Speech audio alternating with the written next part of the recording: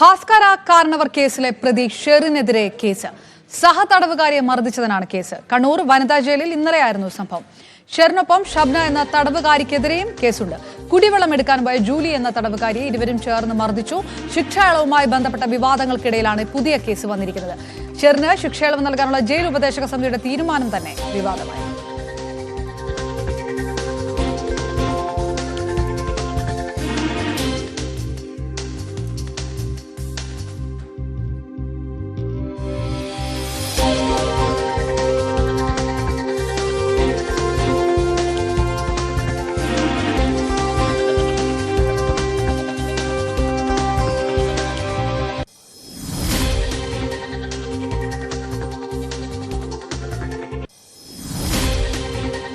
വീണ്ടും ആശാവർക്കർമാരുടെ പ്രതിഷേധവുമായി ബന്ധപ്പെട്ട് പുറത്തുവരുന്ന വാർത്തയിൽ ആരോഗ്യമന്ത്രിയുടെ വസതിയിൽ അധിക്ഷേപം നേരിട്ടു എന്നുള്ള ആരോപണത്തിൽ ഉറച്ചു നിൽക്കുകയാണെന്നും നിയമ നടപടി നേരിടാൻ തയ്യാറാണെന്നും ആശാവർക്കർമാരുടെ സംഘടനാ നേതാവ് മിനിയുടെ പ്രതികരണം. CCTV പരിശോധിക്കാം.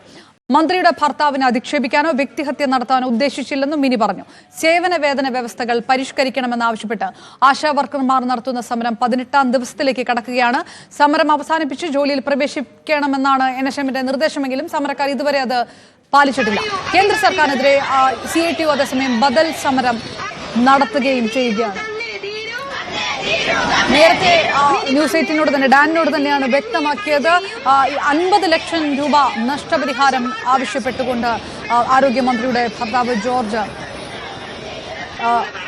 നോട്ടീസ് അയച്ചിരുന്നു. ഇതിന് നിയമപരമായി മറുപടി കൊടുത്തിട്ടുണ്ട്. താൻ ഈ പറഞ്ഞതിൽ നിന്നൊന്നും മാറുന്നില്ല. ആ തരത്തിലുള്ള അധിക്ഷേപം ആരോഗ്യമന്ത്രിയുടെ ഔദ്യോഗിക വസതിയിൽ നേരിടേണ്ടി വന്നു എന്ന് തന്നെയാണ് ആശാവർക്കർമാരുടെ സംഘടന നേതാവ് പറഞ്ഞത്. ഇതിനിടെ CITUവിനെതിരെയും ആശാവർക്കർമാർ ഗുരുതരമായിട്ടുള്ള ആരോപണവുമായി മുന്നോട്ട് വരുന്നു. CITUവിന്റെ പ്രവർത്തകർ വീട് കയറി ഭീഷണിപ്പെടുത്തുകയാണ്. ജോലി വാങ്ങി നൽകിയത് തങ്ങളാണെന്നും അതുകൊണ്ട് എത്രയും പെട്ടെന്ന് ജോലിയിൽ തിരികെ പ്രവേശിക്കണമെന്ന് ആവശ്യപ്പെട്ടു എന്നുമാണ് സമരസമിതിയുടെ നേതാവ് മിനി പ്രതികരിച്ചത്.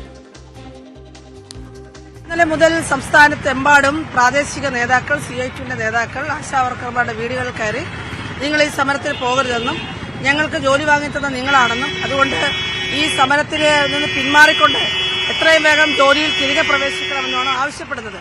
പക്ഷെ ആശാവർക്കർമാർ വളരെ തന്റേടത്തോടുകൂടി ധൈര്യത്തോടുകൂടി ഇത് ഞങ്ങളുടെ ജീവിക്കാനുള്ള അവകാശമാണ്, 232 രൂപയ്ക്ക് ഞങ്ങൾക്ക് ഇനിയും തുടർന്ന് ജോലി ചെയ്യാൻ സാധിക്കില്ല എന്ന നിലയിൽ തന്നെ പറഞ്ഞുകൊണ്ട് ഈ സമരവുമായി മുന്നോട്ട് പോകുന്നത് പ്രഖ്യാപിക്കുകയാണ്.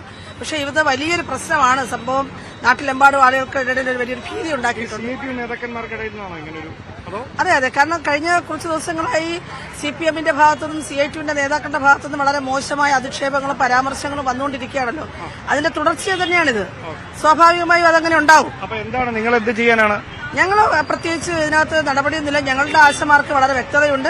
അതല്ല എന്തെങ്കിലും ഇങ്ങനെ അങ്ങനെ ഭീഷണിപ്പെടുത്തുന്നതുമായി ചൂണ്ടിക്കാട്ടി എന്തെങ്കിലും പരാതി കൊടുക്കുമോ അതോ എങ്ങനെ നേരിടുമെന്നാണ് ചോദ്യം.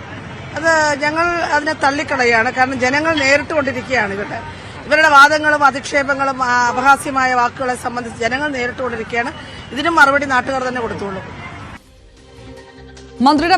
ആരോഗ്യമന്ത്രിയുടെ വസതിയിൽ അധിക്ഷേപം നേരിട്ടുന്ന ആരോപണത്തിൽ ഉറച്ചു നിൽക്കുകയാണെന്നും ഈ നിയമ നടപടി നേരിടാൻ തയ്യാറാണെന്നും നേരത്തെ മിനി പ്രതികരിച്ചിരുന്നു.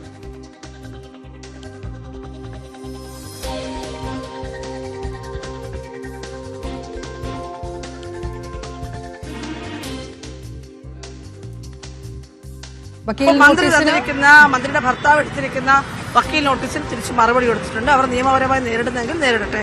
കാരണം ഈ കേരളത്തിലെ ആളുകൾ 50 ലക്ഷം കൊടുക്കാൻ തയ്യാറാണെങ്കിൽ തീർച്ചയായിട്ടും ഇതുവഴി കടന്നു പോകുന്ന ആളുകൾ പറയുന്നത് കേസുണ്ടല്ലേ ഞങ്ങൾ സഹായിക്കാമെന്ന് പറയുന്നുണ്ട്.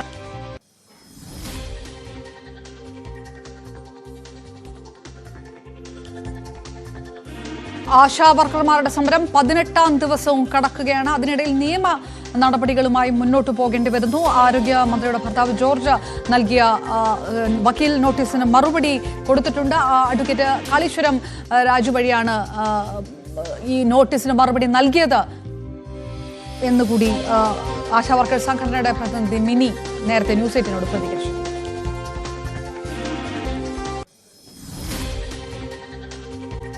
PC